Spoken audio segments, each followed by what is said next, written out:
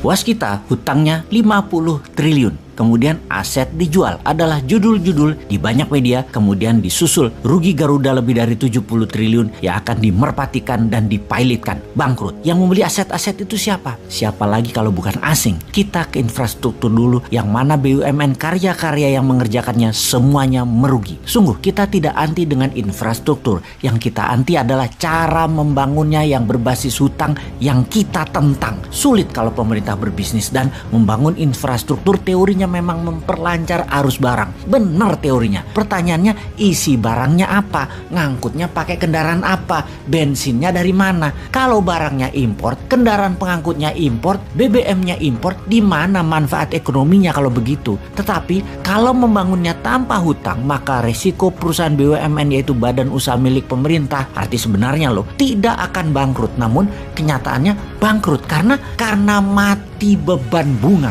Ada dua hal yang menimbulkan masalah ekonomi yang saat ini terjadi. Karena yang membangun adalah BUMN, maka modal di setor 20% harus free cash. Ternyata BUMN nggak punya uang, jadi BUMN-nya ngutang untuk setoran modalnya. Lalu yang 80% sisanya cari pinjaman bank. Katakan bank BUMN juga. Maka proyek itu di markup agar 20% setoran yang pinjam tadi bisa dibayar, alias proyek itu sesungguhnya 100% adalah pakai pinjaman bunga bank. Karena memakai uang BUMN, maka sejak 5 tahun yang lalu bank-bank tidak memberikan kredit ke swasta, tetapi mementingkan proyek mercusuar infrastruktur gagah-gagahan agar terlihat mentereng, walau yang memakainya untuk konsumtif yang menghabiskan bahan bakar minyak yang impor. Bank-bank dipaksa membiayai proyek pemerintah tersebut sehingga sektor swasta terutama menengah bawah uangnya seret. Duit dikit beredar, hanya 44% dari PDB nasional. Niat memperkecil uang beredar itu kita paham, yaitu untuk merendahkan inflasi, di mana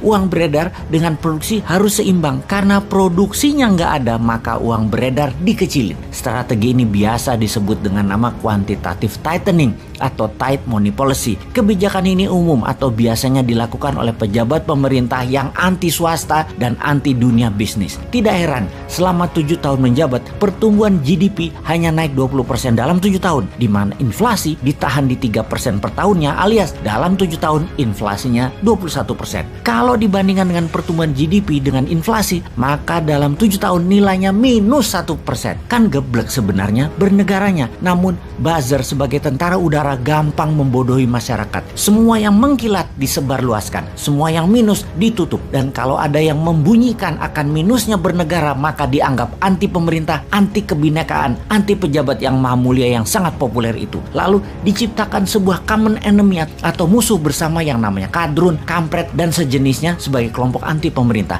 Newmind bahkan dimasukkan ke kelompok tersebut. Padahal terang-terangan Newmind tidak pro oposisi, tidak pro incumbent, tapi pro kebenaran. Dan setiap kebenaran diungkap, kalau dianggap salah selalu dikasih solusinya. Sementara yang namanya oposisi saat ini semuanya kerjanya bengok-bengok kejelekan, namun tidak mengajarkan mana yang benar. Maka Newmind juga hajar oposisi yang naif begitu. Kita simpulkan sekarang, mengapa ekonomi Indonesia dalam 7 tahun minus 1% sejatinya? Karena sang pejabat ingin mendapatkan prestasi dengan inflasi rendah, dengan menekan uang beredar. Sementara uang di bank dikuras bukan untuk UKM dan rakyat, tetapi membiayai proyek mercusuar infrastruktur pakai hutang. Karena proyek-proyek itu hutang, berbunga, dan tidak produktif, terbukti rugi semuanya. Maka ini membuktikan secara perhitungan ekonomi, caranya membangun infrastruktur pakai hutang adalah kegeblekan hakiki. Yang efek selanjutnya, ekonomi menjadi melambat, produksi UKM menurun, dan hanya menjadi trader barang-barang Tiongkok untuk hidup. Maka yang terjadi selanjutnya adalah aset dijual ke asing atau ke swasta yang dekat dengan pejabat penguasa yang mainan uang, restructuring dana asing. Saat ini sebenarnya kalau masyarakat sadar di atas sana lagi bancaan nasional, bagi-bagi cuan. Yang heran, kok kalian sudah nggak kaya, nambah miskin, masih aja membela. Mau cari yang lain gitu loh. Time to plan and action.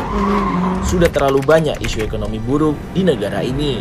Stop, saatnya Anda tahu wealth profile bisnis yang cocok untuk kepribadian Anda dan menambah penguasaan baru dalam mengelola cash flow Anda. Ambil peluang ini, ikuti Bos Mentor 2023.